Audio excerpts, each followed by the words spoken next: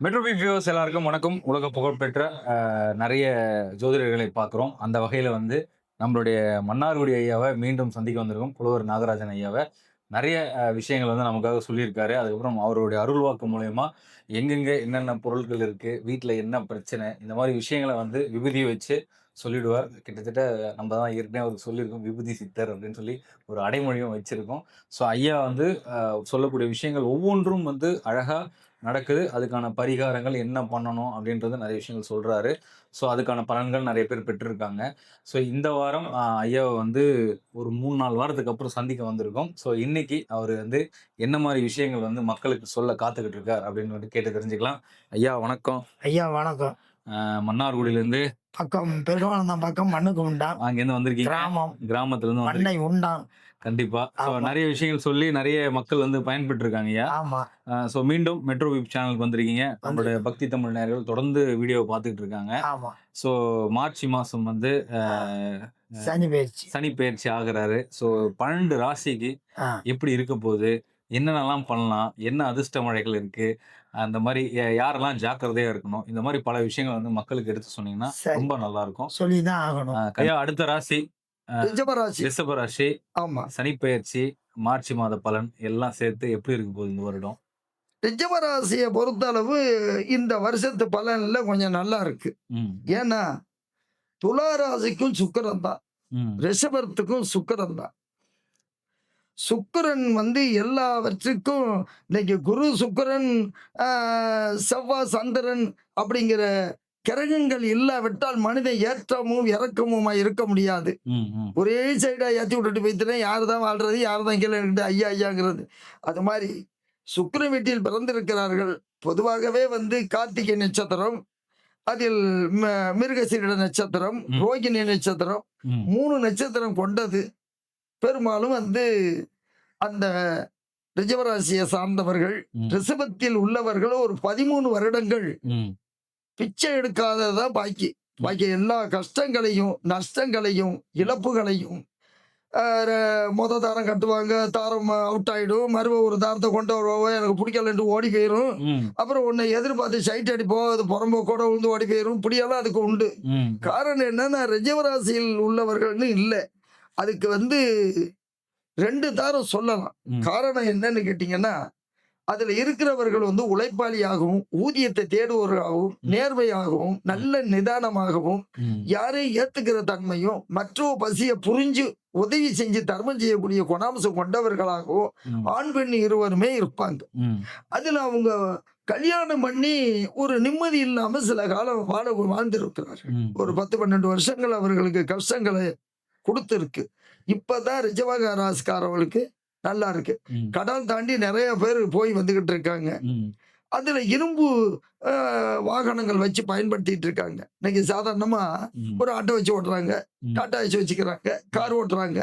Lorry வச்சிருக்காங்க. ம். Bus ஓட்டுறாங்க. இப்படி பல வகையில அவர்கள் இருக்கிறார்கள். ம். ம். அவர்களுக்கு இடைக்காலங்கள்ல வந்து ஆபரேஷன் பண்ணது, அடிபட்டது, கை கால்ல முட்டில எல்லாம் அடிபட்டு, அ ப இது மருத்துவர் மூலமா செலவானதெல்லாம் நடந்து முடிஞ்ச கதை. ம். ம். வெந்து நொந்து போய் இன்னைக்கு காலகட்டங்களுக்கு ரிஷபராசிக்காரர்கள் வெற்றியோடு நல்லா இருக்கார்கள். ம். ரிஷபத்தில் பிறந்தவர்கள் 7 பேர், 6 பேர், 9 பேர், 8 பேர் பிறப்பார்கள். ம். ம். அவ்ளோ பேரு. ஆமா. அதுல சில பேர் ரிஷபத்துல உள்ளவோ 5 பொண்ணு இருக்கிற இடத்துல போய் பொண்ணு எடுத்துக்கிட்டு மாட்டிக்கிடுவோம். ம். ம். ஏன்னா அந்த 5 பொண்ணுலயும் இவர்கிட்ட வந்த பொண்ணு நான் உன் அம்மாவை என்ன வளர்க்க சொல்லும், உன் தங்கச்சி வளர்க்க சொல்லு, நான் ஏன் வளர்க்குறேன், நான் ஏன் தண்ணி தூக்குறேன்னு எடக்கு மடக்கு பண்ணும். இவர் பார்ப்பாரு, அம்மா தூக்குறதா இருந்தா உங்க அம்மா வீட்டுக்கு போயிருந்துவாரு. ம். இந்த மாதிரியெல்லாம் நடந்துட்டு 15 வருஷமா நடந்திருக்கு. ம். ம். ஆமா. அப்புறம் மறு கல்யாணம் பண்ணுவாரு. அதையும் இவருக்கு ஒத்து வராது. விட்டுட்டு இவர் பாட்டுக்கு கடல் தாண்டி ஓடி போயிருவாரு. ம். ம். வெளிநாடு போய் சம்பாதிக்க ஆரம்பிச்சிருவாரு. ம். அப்புறம் அங்க போனா தான் எல்லாம் கிடைக்குதாம்ல. சகலமும் சோறு கரலாம். அது கண்டிப்பா. மாதிரி அங்கேயே கடந்துட்டு இங்க வருவாரு. வயசாகி போயிரும். இப்படிதான் காலம் கடந்திருக்கு. ரிஷபராசியில சில பேர் வந்து முட்டி மோதி கஷ்டத்தை எதிர்பார்க்காம குடும்பத்தை காந்து பண்ணவங்களும் இருக்கவ. ஒண்ணுமே வேணான்னு விட்டுட்டு ஊரை விட்டு கடன் தாண்டி போனவங்களும் இருக்கவ. ம். இருந்த ஆட்டு மட்டையெல்லாம் வித்து மண்ணுக்குனாலாம் வித்து தின்னுபுட்டு ஒண்ணுமே இல்லாம பரதேசம் போனவங்களும் இருக்கவ. ம். சில பேர் கவர்மெண்ட் அதிகாரியாவும் இருக்கவ. சில பேரு அருவா கம்பு தூக்குறவங்களும் இருக்கிறவங்க. அருவகம்பு துப்பாக்கி துப்பாக்கி. இதை தூக்குறவங்களும் இருக்கிறவங்க. சில பேர் வந்து ஒரு கடையை வச்சுக்கிட்டு அன்னி பண்ணி வாழ்றவங்களும் இருக்காவோ. இதுக்கு என்ன அப்படின்னா அவர் குணாம்சத்தை பொறுத்து இருக்கு. ஓகே. ஒரே முகமா வாழ்றதுல ஒரே முகமா பிறக்கிறது இல்லை. அதுல வந்து என்னன்னா மனிதர்கள் வந்து பலவிதமா பிறந்தாலும் பலவித குணங்களும் கொண்டவர்கள் இருக்காங்க. ரிஷபராசியில் நல்ல ராசி தான், இல்லை நான் சொல்லலை. ஏன்னா அது வந்து நந்தியுடைய வாகனம் எருதுன்னு சொல்லுவார் காளை.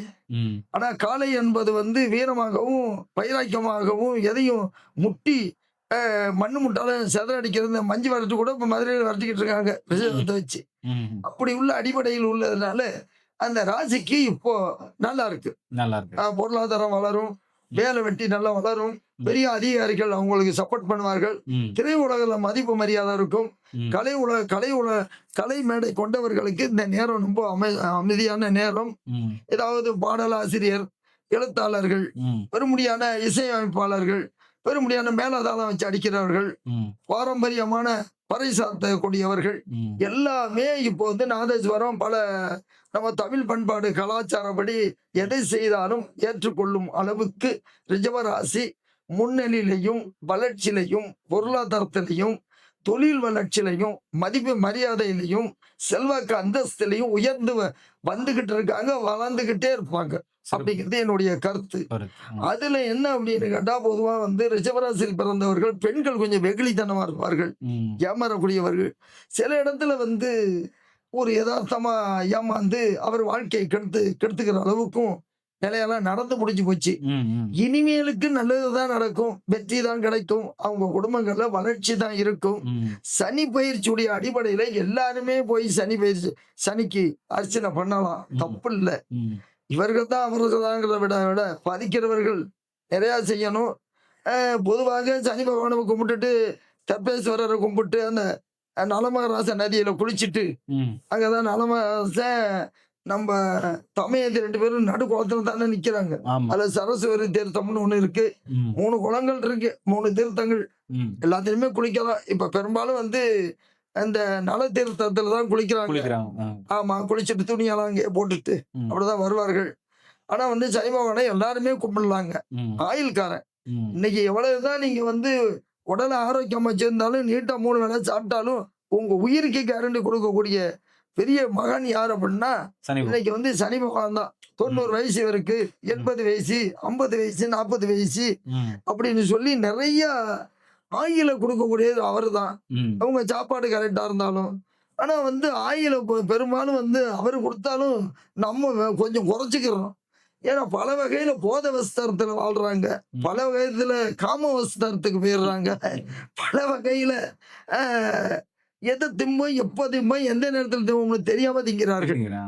ஏன்னா நேர காலம் இருக்கு. இப்ப 50 வயசு ஆயிடுனா ராத்திரில சில அடிப்படையை சாப்பிடக்கூடாது, ஒத்துக்காதது.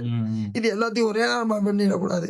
எக்காரணத்தை கொண்டும் அதிகமான காய்கறிகளை சாப்பிட்டு மண்ணில விளையிற கீரை காய்கறிகள் இந்த மாதிரி அடிப்படையை சாப்பிட்டவர்களுக்கு ஆயுள் நீடிக்கும், உடம்பு ஆரோக்கியமா இருக்கும், மருத்துவர்கிட்ட போக வேண்டிய அவசியம் இல்லை. கண்டபடி கோழி பிரியாணி திங்கணும், அப்புறம் ஆட்டுக்கறி தான் திங்கணும், அதெல்லாம் இல்லை. நான் வந்து வேணுங்கிறத போத வஸ்திரம் தான் வேணும்னா அது அவங்க உடம்புக்கு ஒத்துக்குதோ ஒத்துக்கலையோ எனக்கு தெரியாது. மொத்தத்துல மருத்துவர்கிட்ட கொடுத்தாகணும் அப்படிங்கிற விதிக்கு அவங்க ஆளாகிறாங்க. உடம்பு தன்னை காத்துக்கிறது அவங்களுடைய அதிகாரபூர்வமான அடக்குமுறைகள். ரிஷபராசிக்கு இந்த வருஷம் அமோகமா இருக்கு. எல்லாம் என்ன எதிர்பார்த்தாங்கல்ல அத்தனையும் கிடைக்கும். வெளிநாடு போகணுமா, உத்தியோகத்துக்கு போகணுமா, படிச்சு பாஸ் பண்ணணுமா, இல்ல வீடு கட்டணுமா, மனம் வாங்கணுமா, இல்ல பிளாட் வாங்கணுமா, நிலம் வாங்கணுமா, ஆடு மாடு வாங்கணுமா, இல்ல இன்னும் ஒரு கொண்டாடி தான் கட்டணுமா, இதுக்கெல்லாம் போய் எல்லாம் ஏத்துக்கும். நல்லா இருக்கு. நல்லா இருக்கு. சூப்பர், சிறப்பையா.